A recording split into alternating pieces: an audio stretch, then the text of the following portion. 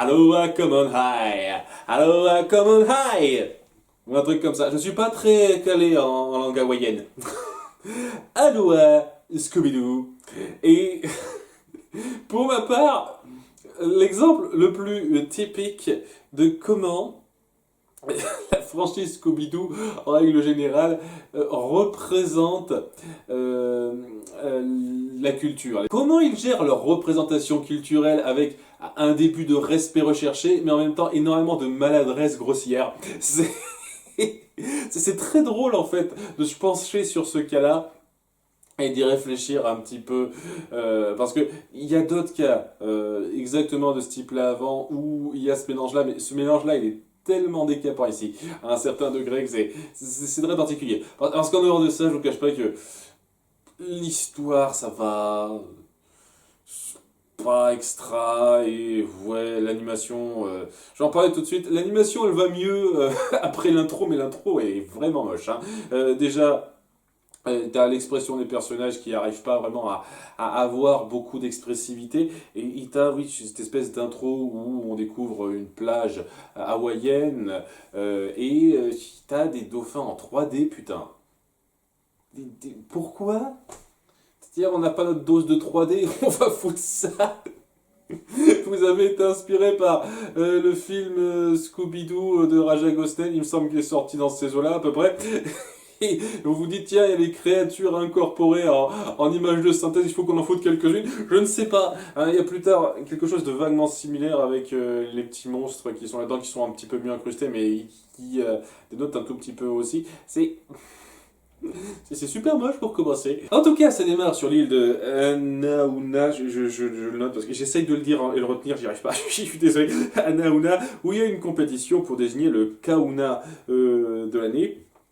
Lors d'une compétition de surf, hein, parce que c'est leur truc, hein, c'est culturel, hein, et où ils sont un petit peu vexés, enfin ceux qu'on va suivre un peu en détail, qu'il y ait pas mal d'étrangers, blancs, qui participent à cette compétition, alors que c'est pas non plus, que c'est un truc un peu ancestral, quoi, ce genre de compétition, et que ça devrait un peu se faire entre eux pour certains.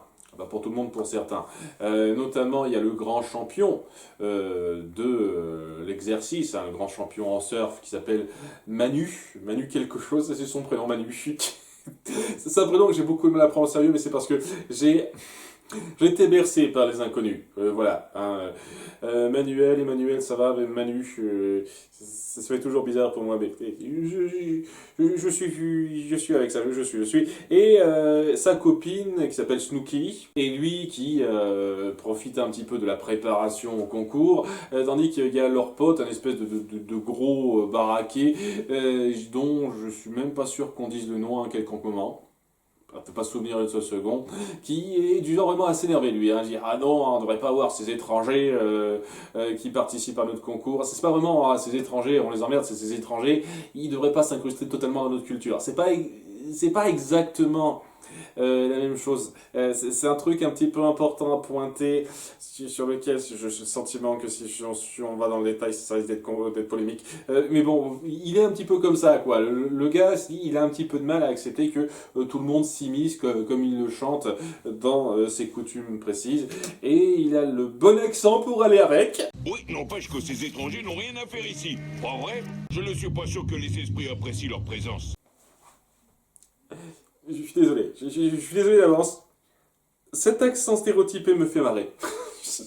Alors, autant confesser ça tout de suite, c'est un truc, j'ai jamais osé le dire, mais il y a des tonnes d'accents stéréotypés qui, au bout d'un moment, tu les as entendus une centaine de fois, tu dis ok, ça va, tu t'y fais, ça devient naturel, normal, et lorsqu'on fait un petit peu de l'exagération, tu trouves même ça un petit peu con. Mais celui-là, je sais pas pourquoi. Bon, Anna, ne venez pas sur l'hôtel pour récolter nos femmes et nos enfants. Ce genre de truc, ça me fait rire. Je sais que c'est pas bien, je sais que c'est rabaissant, réducteur, je suis désolé, mais ça me fait marrer. Et donc, avoir un personnage assez important qui parle constamment avec cet accent, ça me fait délirer durant une partie du film. Voilà. Et je vais pas non plus trop tenir rigueur de ça au film, parce que je pense que c'est surtout dû à la VF. rien d'y penser, je vous jure. Une fois de plus, mes excuses pour ceux que ça pointe. J'ai conscience que il faut pas non plus mal juger les gens simplement parce qu'ils sonnent peut-être un peu bizarres par rapport à ce qu'on a d'habitude d'entendre. Évidemment. Donc, maintenant que c'est dit, nous allons parler donc de l'histoire. À un moment donné, c'est bien, hein. Ça fait combien de minutes que je suis là et on n'a encore rien dit. Hein. On est sur une plage, il y a une compétition de surf, on est super. Hein. Ah, wow, c'est incroyable, tu vas super loin, Johan. Hein.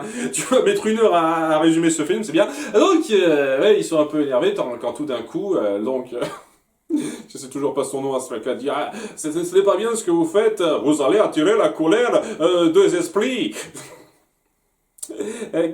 Et juste après, un gros timing, il y a les esprits qui sont en colère. Enfin, semble-t-il, évidemment, qui proviennent du volcan qui se met à avoir de la fumée et qui sortent quoi, des tonnes de petites créatures menées par une espèce de gros machin quoi. Et ouais, ça devient un petit peu plus problématique, hein. Ça devient un petit peu la débandade, tandis que ces créatures se mettent à capturer Snooki, la copine de Manu, comme ça, alors qu'il y a le gars baraqué qui essaye de les arrêter, mais qui trébuche à cause des créatures et ne peut plus rien faire, parce que se relever c'est trop compliqué tout de suite. Petite mise en scène, il y a pas mal de mises en scène un peu grossières comme ça, je vous cache pas, dans ce film qui sont un peu... Donc, voilà, c'est l'amorce. Fin de l'intro, on passe donc à nos 5 héros qui sont en train de visiter l'archipel à un autre endroit. Fred, en faisant du deltaplane, avec Sammy et Scooby qui sont forcés. Pourquoi tu te forces si t'as pas envie, fais-le pas, merde. Et il y a Daphné et Vera qui font un peu de safari photo. Pour prévoir des designs de t-shirts à vendre avec un vendeur du coin. Ça va pas très loin, ça va nulle part, ça, et j'ai pas le sentiment que ça ira que ça aura eu un quelconque impact par la suite. Mais voilà, quoi, elle est un peu styliste, et donc elle a cette espèce de marque, de petites illustrations de t-shirts qu'elle veut faire.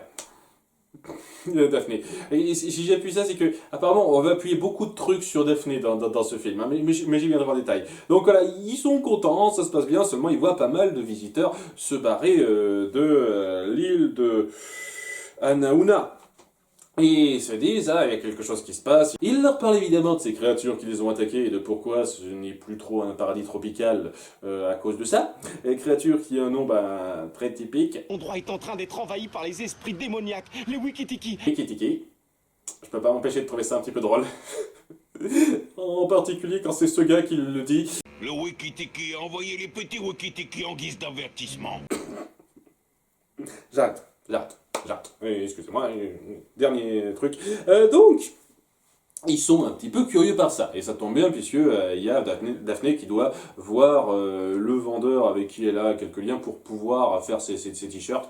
Et oui, c'est la première personne qu'on va apprendre à connaître par eux à cet endroit-là, qui profite un petit peu de la cohue pour vendre des gris-gris, des faux gris-gris porte-bonheur, contre évidemment le Wikitiki. Et ouais, on voit tout de suite le côté arnaqueur et on n'essaye pas une seule seconde de l'antagoniser pour ça. Et ça va être un truc très intéressant. J'en parlais dans quelques minutes parce que voilà, donc il y a Daphné et compagnie qui le croisent, le mec qui s'appelle je sais plus Monsieur Moon, un truc comme ça, et qui se rendre compte un petit peu de la situation. Il y a Manu et son pote qui passent par là et qui leur racontent un petit peu cette légende, comme quoi l'esprit du Wikitiki est en colère et il ne veut pas que des étrangers participent à ces coutumes qui sont censées être typiquement hawaïennes. Qu'il y a une certaine histoire derrière avec donc ce Wikitiki qui se serait attaqué aux colons qui ont débarqué il y a un certain temps au mont Boulanana au passage. Ça s'appelle le mont Boulanana. Sur le mont Poulanana. Je sais, c'est basique, ça devrait pas me faire rire, mais c'est des petits trucs comme ça, je vous jure. Petite fois de plus, je m'excuse. J'ai honte de ça, je m'excuse. Et le truc, c'est que ouais, ce Wikitiki, il a besoin d'un sacrifice. D'après la légende, quoi, il a besoin d'un sacrifice pour le calmer, et ils se disent que c'est donc Snooki qui a été kidnappé pour ça. Et alors que les choses commencent à se mettre en place, on commence un petit peu à déjà connaître les personnages d'importance. Donc Manu, son pote, dont je sais plus le nom, donc le vendeur, dont je sais plus le nom aussi, la mère, je crois qu'on entend à peine son nom elle aussi, et je me souviens de quasiment aucun nom à part Manu et Snooki. Ouais, ça devrait être un indice fort sur qui est le coupable, mais je vous cache pas que ça se devine super vite. Super vite, j'en parlerai de ça aussi. Bref, la mère qui est donc une blanche qui a été élue de peu aux élections et qui essaie un peu de profiter de l'endroit pour le moderniser, pour faire un peu de commerce, pour l'exploiter un petit peu, pour le tourisme tout simplement. Tandis qu'il y a un promoteur qui essaye un petit peu de vendre des maisons, des habitations dans le coin à qui ça intéresserait pour faire en sorte de toucher de l'argent tout simplement. Il y a ce côté totalement exploitation de la terre et surtout ce côté exploitation de la culture du coin.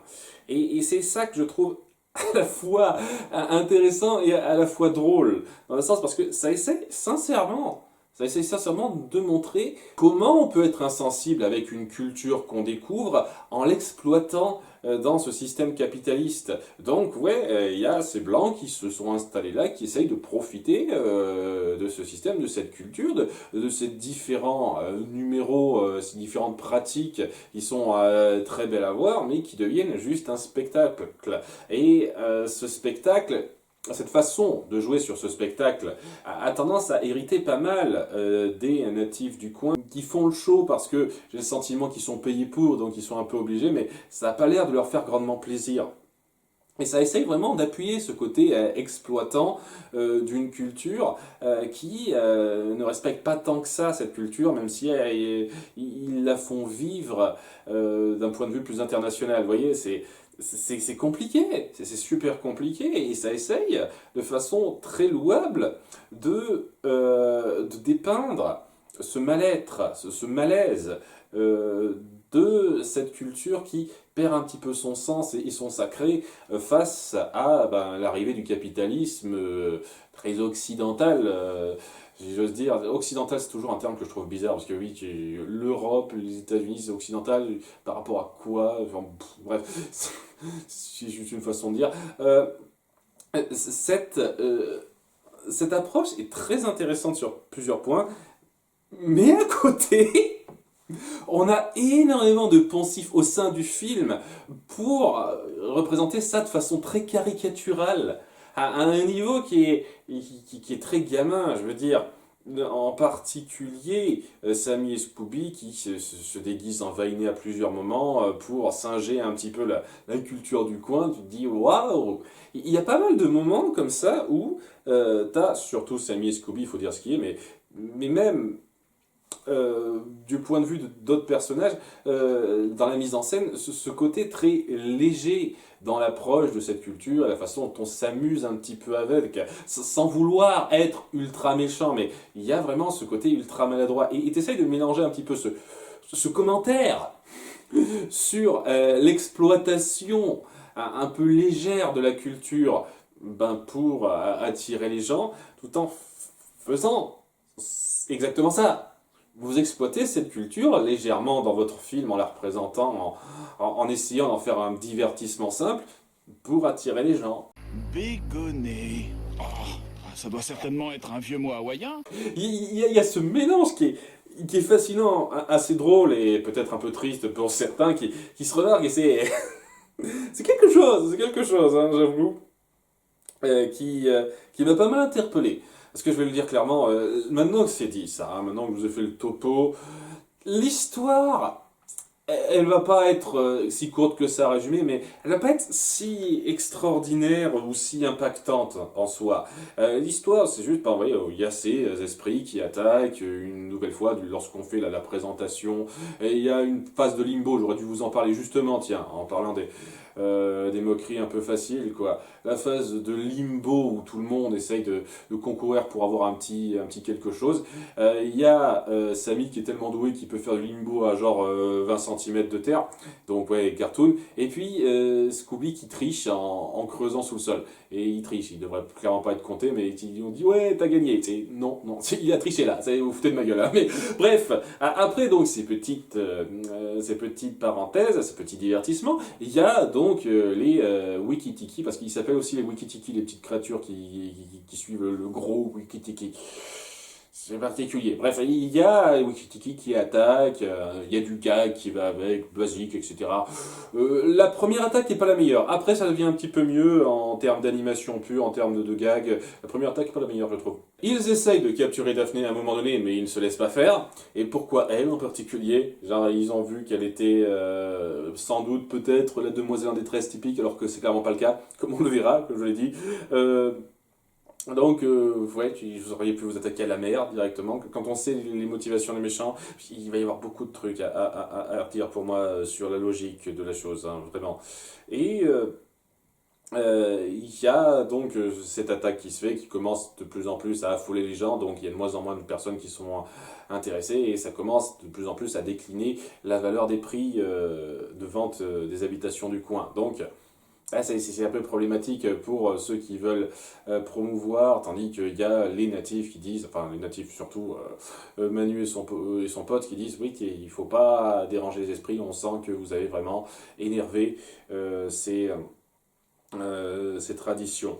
Et il y a tout de même nos héros qui sont un petit peu sceptiques face à ça et qui se disent tiens, c'est en lien avec cette fameuse compétition sportive pour savoir qui sera le Kauna de l'année, et ils se disent il faudrait se présenter. Fred se dit peut-être moi, mais non, il est nul, donc Daphné elle est super douée en surf, elle se débrouille super bien. Ok, pourquoi pas, hein, pourquoi pas elle plus qu'une autre, hein, je dois avouer, hein, ça passe. Hein. Et en préparant un petit peu la chose, ils s'apercevront que eh ben, le Wiki-Tiki, il peut faire du surf lui aussi. Ouais, il sait très bien surfer. Hein. Vous pensiez que cette jaquette, c'était juste pour illustrer de façon un peu drôle la situation? Non, hein, on a un monstre qui fait du surf.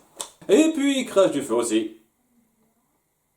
Ils expliquent pas exactement comment c'est censé fonctionner ce truc-là lorsqu'on a l'explication, mais il peut faire ça, c'est bien. Ouais, après cette rencontre où Daphné se fait bien voir au surf, où on se doute déjà très vite, dès lors qu'on réfléchit un tout petit peu de qui est derrière ce masque-là, puisque tu n'as pas des masses de possibilités, qui sait bien faire du surf? Parmi tous les suspects qu'on a mis en place, il y a nos héros qui se posent un petit peu des questions sur qu'est-ce qu'on pourrait savoir sur ce Wiki-Tiki, et c'est là que donc Manu et son pote, je tiens à le préciser, viennent leur parler de la tante Maïna. La tante Maïna qui est une sorte de chamane, sorcière, en son genre, hein, pas non plus... mais qui vit reculé un peu tous dans sa hutte, dans la forêt, et que pour y aller, c'est pas si simple. Il leur dit ça alors que son pote est juste à côté de lui, Manu, je le précise, et donc il se propose de les y amener. Donc ils s'arrêtent devant une forêt un petit peu défaite, donc ils doivent continuer à pied, ils courent un petit peu la flore locale, et c'est là qu'il y a Manu qui dit de nulle part « Hey, j'ai entendu un bruit, c'est le Wiki-Tiki qui nous attaque, fuyez, je vais rester derrière, ne m'attendez pas, mais non, nous ne pouvons pas vous laisser, ah non mais laissez-moi partir derrière cette grande feuille pour que vous ne me voyiez pas, alors que je crie « Ah, il m'a attrapé !» vous croyez tellement que c'est pas moi, je vous jure, à ce moment-là, faut être un peu con pour pas se rendre compte tout de suite de qui est le coupable. Hein. Je le dis tout de suite, oui, c'est Manu. Hein, c'est Manu. Et qui a fait cette mise en scène. Dès le début, tu te doutais un peu de la chose, puisque lors de l'attaque, de l'intro, tu voyais tout le monde réagir sur place, sauf Manu qui n'était pas apparu. J'ai loupé quelque chose, qu'est-ce qui s'est passé? Donc ça le pointe déjà comme le plus grand suspect potentiel, mais dès lors qu'on appuie, paf, il sait faire du surf, et en plus il y a ce truc qui pue la mise en scène, mais à des kilomètres, tu te dis, bah oui, c'est lui, quoi. La surprise, ça aurait été que ce soit quelqu'un d'autre, mais vraiment, mais c'est lui, quoi. Et il y a d'autres trucs, d'autres indices subtils qu'on verra plus tard. Mais bon, à cause de ça, il croit qu'il a été kidnappé, Manu, et ils se disent, ah non, nous sommes tout seuls, perdus, ah, il nous a indiqué que ça se trouvait au nord. Eh ben, je sais me repérer au nord grâce à la direction du vent dans mes cheveux. Daphné, elle est super forte, elle sait faire ça, et je sais où est le nord. Ah, c'est bon. Et juste après ça, on les voit passer un pont pour se rendre chez la sorcière, et ouais, ils en font un peu des caisses, Sammy et Scooby, ça se passe pas super bien, mais malgré le fait que ils en font des caisses et que ça se coupe bien, ils passent. Et Daphné, qui est la dernière à passer ce pont suspendu en se disant que tout va bien, tout le monde est passé, alors pourquoi pas moi, et ben elle casse une planche. Ça doit en dire quelque chose sur son poids. Elle doit mal le prendre, ça. Non, on n'a pas fait de blague là-dessus, bizarrement. C'est étonnant, c'est étonnant. Et elle se sauve toute seule, hein, mais comme une chèvre, quoi. Ouais, j'ai un truc élastique dans mon sac, je m'en sers pour me servir de liane, et puis je me sauve toute seule, comme grande. Et oui, ce pont, c'était une grosse parenthèse qui servait à que dalle, à part mettre un petit peu plus en avant Daphné. Parce que, je vais le dire de façon claire, je pense que le réalisateur de ce film a fait une fixette sur Daphné. Hein. Il veut à tout prix la foutre en avant, mais à un niveau. Dès lors qu'il y a moyen de la faire briller de différentes façons, elle brille. Ce qui n'est pas forcément mauvais. Hein. Je ne dis pas une seule seconde que c'est affreux ou quoi que ce soit. Je dis juste que, oui, quand quelqu'un doit réussir quelque chose, à part un tout petit peu Sammy et Scooby, c'est Daphné, Daphné, Daphné, quoi. C'est pas horrible, c'est juste une fois de temps en temps comme ça. Hein. Nous sommes d'accord, je tiens à le préciser, mais voilà, là, elle est maintenant en mode warrior total. Hein, qu'on soit bien d'accord, elle sait tout faire, elle est géniale. Donc, après cette histoire du pont suspendu qui n'a amené que dalle, c'était la grosse parenthèse, ils finissent par tomber sur la hutte de la tante Maïna, et qui est donc une vieille habituée, qui est vraiment accrochée aux traditions, tout ça, qui leur parle donc de la malédiction du Wikitiki et du fait que les étrangers salissent un petit peu les coutumes en étant ici. Pour ça, je vais devoir consulter les ossements sacrés des ancêtres. L'esprit qui vit sur cette île pense que les étrangers sont venus pour s'accaparer des terres sur lesquelles nous vivons. J'avais promis plus. Voilà. Elle a aussi cet accent. Et ils sont que deux, hein. Rassurez-vous, les autres, ils n'ont pas d'accent prononcé caricaturaux comme ça. Et elle, donc, fait tout un laïus sur le fait que l'esprit est en colère. Elle leur donne un collier pour se protéger, ce genre de truc. Et ça sert à que dalle. Mais vraiment, ça sert absolument que dalle. Et ça servira à rien. On verra tout de suite que les esprits, ben, c'est pas des vrais esprits, tout ça. Et c'est même pas comme si on l'a confrontée à la fin, puisqu'on la voit à la fin, elle est dépeinte de façon un peu positive. Ah, merci d'avoir été là. Et je veux dire, non, quoi. T'as dit des grosses conneries, l'esprit, il est pas là. Il a pas mal réagi aux étrangers qui participent à votre concours. T'as juste raconté de la merde, en fait. C'est juste ça. Ton espèce de coutume, tes rites, tout ça, bah c'est un peu de la connerie. Et le fait qu'on essaye quand même de la dépeindre comme quelqu'un de gentil, qui est contente à la fin de ce qui s'est passé, j'ai du mal à comprendre, en fait. Et tout ça, ça amène à faire en sorte que bah, nos héros perdent Manu en croyant qu'il a été capturé, et à amener le deuxième gros indice ultra évident, que ben en fait, la maison de Tante Maïna, on peut y avoir accès sans problème à travers la grande route, sans se prendre le chou. Et il y a nos héros qui disent ah, c'est bizarre quand même. Pourquoi Manu il nous a dit qu'il fallait passer par la forêt dans un coin difficilement accessible? C'est bizarre ça. Voilà. Et pourquoi il nous aurait menti? Quelle raison il aurait de faire ça? Je vois pas du tout ce que ça veut dire. C'est ultra évident, hein. Vraiment, faut vraiment pas être aidé pour ne pas voir venir la révélation. Donc, ils finissent par revenir, par réassister à une petite dispute au sein du village, parce que voilà, il y a encore ces attaques et les gens commencent à avoir peur. Il y a les natifs du village qui reprochent à la mère de mettre les esprits en colère, tout ça, et ils finissent par se dire, ok, on se dirige vers cette montagne, vers le Mont Boulanana, pour se renseigner, pour aller lutter contre ce monstre. Parce que oui, il y a une fois de plus la tante Mayna qui leur dit « Ouais, c'est vous les héros, vous devez nous en débarrasser. » D'accord, enfin, nous en débarrasser, lutter contre l'esprit. D'accord, c'est bien, Tantine, hein, tu sers à rien, tu sers à rien. Il l'aurait fait quand même de toute façon. Et ouais, c'était un peu une perte de temps, je vous cache pas. J'avoue que ça aurait été plus fort en fait, maintenant que j'y pense, plus intelligent de pas faire ça. C'était totalement cette scène avec ce personnage totalement superflu qui sert à rien, hein, scénaristiquement parlant, et juste de passer à là, quoi. On va explorer cette montagne. Seulement voilà, le problème, ça aurait viré 7 minutes. C'est tout. Et oui, le fait de faire cette fausse, ce faux enlèvement de Manu tout de suite, tu sais que ça va être lui alors que bon, il n'est pas enlevé, ça demeurerait un suspect, mais tu saurais pas pour sûr que ce serait lui, quoi. D'autant plus que oui, le coup donc du chemin à prendre, qui est simple à travers les routes basiques pour revenir au village, c'est un mensonge de Manu qu'il a dit au Scooby Gang devant son pote. Comment ça se fait que son pote, il n'ait pas vu venir le mensonge? C'est bizarre, hein.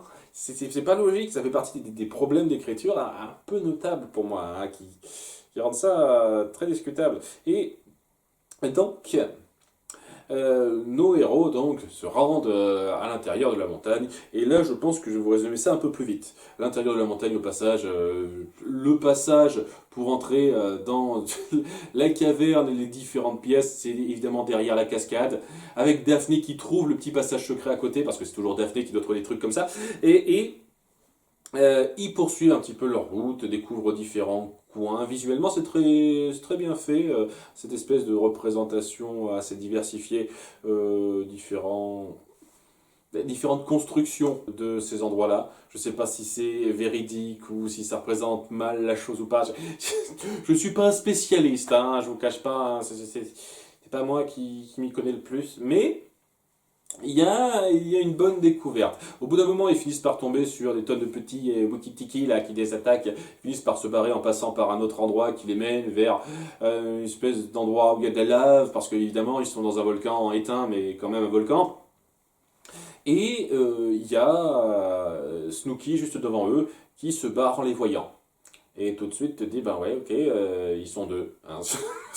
Tout de suite, tu la sens, hein, tu la sens, la complicité très vite. Et ouais, quoi, elle se barre, tout d'un coup, il y a le Wikitiki qui arrive, qui crache toujours son feu, il essaye de se défendre un petit peu.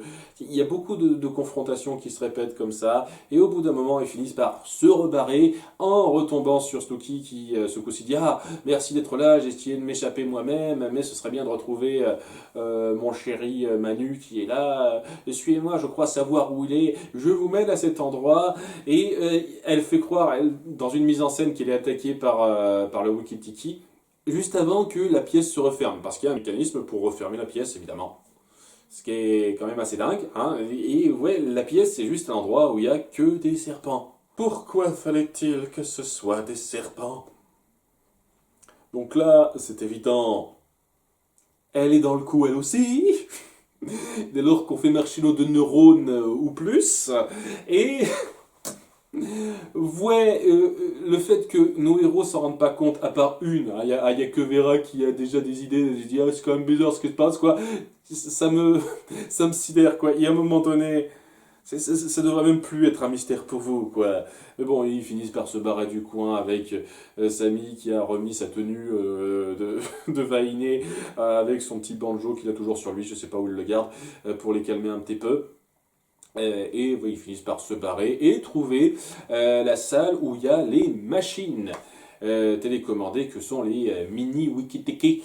Voilà, parce que ce sont des machines qui ont été créées avec pas mal d'ingénierie, qui a dû demander beaucoup de fric au passage, je tiens à le souligner, j'essaierai de m'en souvenir plus tard ça. Ouais, en plus de ça, en plus de ce mécanisme qu'ils découvrent, qui justifie un petit peu ces petits monstres qui les ont attaqués, ils découvrent aussi le système pour faire croire que le volcan semble entrer en éruption. En fait, ils font juste couler de l'eau pour produire de la vapeur d'eau. Et c'est pas très logique visuellement, c'est pas cohérent visuellement avec ce que vous montrez. Votre vapeur d'eau, bah, c'est de la vapeur d'eau. C'est un peu bleu, quoi. Alors que la fumée qu'on voit sortir du volcan à chaque fois, elle est noire. Comme si ça entrait en éruption, quoi. Donc, comment vous justifiez ce changement de couleur lorsque nos méchants font croire que le volcan entre en éruption et que visuellement, en termes de couleur, ça correspond, et que dans l'explication, vous montrez un nuage de vapeur. Les couleurs coïncident pas, il y a un truc qui va pas pour moi. Hein, c'est très mal pensé sur pas mal de points en fait. Hein, je vous cache pas. Et donc, fort de ses connaissances et trouvant une échelle qui mène à la surface, ils se disent ok, on va s'arranger pour piéger notre grand méchant, hein, celui qui est derrière le masque du gros Wiki-Tiki lors de la compétition, du jour de la compétition précise où Daphné participe une fois de plus. Et une fois de plus, elle va tout déchirer. Super chorégraphie, lorsque le Wiki-Tiki attaquera lors de la compétition évidemment, elle se débrouillera super bien toute seule. Et le piège c'est ça en fait, c'est juste assumer que Daphné arrivera à bien s'en sortir. Et il n'y a pas de piège particulier mis en place, juste on sait qu'il va attaquer, donc on va essayer de contre-attaquer, c'est tout. Il où le piège précisément, j'ai pas suivi quoi. Et au bout d'un moment, ce sera Scooby-Doo qui donnera le coup de grâce pour le mettre à chaise, le gars, et on découvrira, oh surprise, que c'est Manu. Ah là là, je l'ai pas vu venir du tout. Avec pour complice Snooki qui est expert en ingénierie, c'est pour ça qu'elle a pu programmer ses robots, un truc qui n'a pas du tout été un tant soit peu appuyé avant. Je veux dire, quitte à mettre des gros indices bien gras, au moins faites-le en entier quoi. Enfin bref voilà, ils ont fait ça pour pouvoir s'acheter les maisons sur place et spéculer pour se faire beaucoup de fric parce qu'ils voulaient avoir pas mal d'argent pour leur vieux jour en fait, pour pouvoir se la couler douce. Et je lui dis, ouais, mec, meuf, vous avez les moyens de créer des mini-robots télécommandés, je sais pas, une bonne vingtaine, trentaine facile. Ce genre de truc, ça n'a pas dû vous coûter rien. Et vous dites juste, nous voulons une vie simple où nous pouvons juste nous contenter de surf et de profiter de la vie. Si vous avez les moyens de faire ce genre de truc, la vie simple, c'est bon, vous pouvez vous la payer tranquille. Là. Si au moins on avait donné des justifications un peu plus satisfaisantes, du genre, oui, ils en ont un peu marre de ces étrangers qui accaparent trop leur endroit, et ils voulaient leur faire peur en utilisant une légende du coin. En essayant de profiter un petit peu du fait d'acheter les appartements à bas prix pour pouvoir faire en sorte qu'il y ait moins d'étrangers trop présents sur leur terre, quoi. Oui, ça serait un petit peu compliqué. Une fois de plus, il y a dès lors qu'on s'y penche vraiment dans la représentation, dans l'approche du truc, quelque chose d'un peu polémique à déployer, parce qu'on pourrait appliquer ce genre de pensée dans l'autre sens et ce serait très très mal vu, alors que là, c'est compliqué, vous voyez, c'est compliqué. C'est pour ça que je ne vais pas trop en dire. Débattez en commentaire si vous voulez, punaise. J'ose espérer que ça taclera pas des sujets aussi polémiques après coup. Parce que bon, après, étant donné qu'ils veulent pas non plus aller trop loin dans la polémique, et ils se sont dit, on veut juste spéculer, acheter à bas prix pour revendre plus cher, voilà, on veut se faire du fric, tout simplement. C'est basique, c'est pas non plus super bien illustré. Au moins, ça aurait été quelque chose d'osé, d'être parti sur quelque chose de plus culturel, comme ça a été un petit peu pointé, suggéré avant. Mais bon, voilà, ils sont arrêtés, la mère elle est contente, elle donne à Scooby le trophée du meilleur surfeur, parce qu'il a réussi à le battre à la fin, alors que c'est clairement Daphné qui a fait le plus gros. Mais bon, on pouvait pas tout donner à Daphné non plus, quoi. On donne quand même la récompense à Scooby-Doo à la fin. Et voilà, tout le monde est content. La mère peut reprendre son tourisme comme elle l'entendait. Même ceux qui vendaient un petit peu peuvent continuer leurs affaires comme ça les arrangeait. J'ai les t-shirts de Daphné qui marchent bien, donc on prévoit de les faire imprimer et de les vendre dans le coin. Donc elle participe au capitalisme du coin et on ne pointe plus ça en fait, étant donné que les grands méchants avaient des buts bassement capitalistes, plus poussés et plus illégaux qu'eux, donc c'est pas un problème de leur point de vue. Ce qui est un peu maladroit une fois de plus dans le propos. Et ça se termine sur Scooby-Doo qui nous fait un signe de surfeur. Non, c'est une blague. Non sous-sail, mec. Ouais. Comme je dis, c'est intéressant pour se rendre compte de la maladresse de Scooby-Doo pour essayer de représenter une culture différente. Et je trouve que c'est le plus exacerbé. Et où il y a quelques idées intéressantes, quelques scènes un petit peu drôles, mais au-delà de ça, c'est pas super bien écrit. Les méchants se voient venir à des kilomètres et leur plan est vraiment pas bien réfléchi. Je pourrais me pencher plus en détail là-dessus, quoi. Genre, comment vous comptiez arranger le coup après ça? Tu serais réapparu, Manu, comme si de rien n'était alors que tu étais capturé. T'aurais fait croire quoi? Le sacrifice n'a pas eu lieu, t'aurais tout de suite fait comprendre aux gens qu'il y a anguille sous roche. Si tu rachètes la maison après si tu rachètes les maisons à petit prix pour les revendre à grand prix, après cette histoire, et que cette espèce de menace de sacrifice que vous avez mis en place ne s'est pas fait, puisque vous n'auriez pas été sacrifié ni l'un ni l'autre, et vous auriez bien eu besoin de reprendre vos vies. Il y a beaucoup de trucs qui sont pas bien pensés dans ce plan et qui marchent pas. Ça ne passe pas pour moi. Et c'était vraiment assez mal réfléchi, le plan le plus mal fichu pour l'instant de ces films pour moi. Et j'espérais qu'on le fera un petit peu mieux. Donc je dirais quoi, 8,5 sur 20, ouais, on va dire 8,5.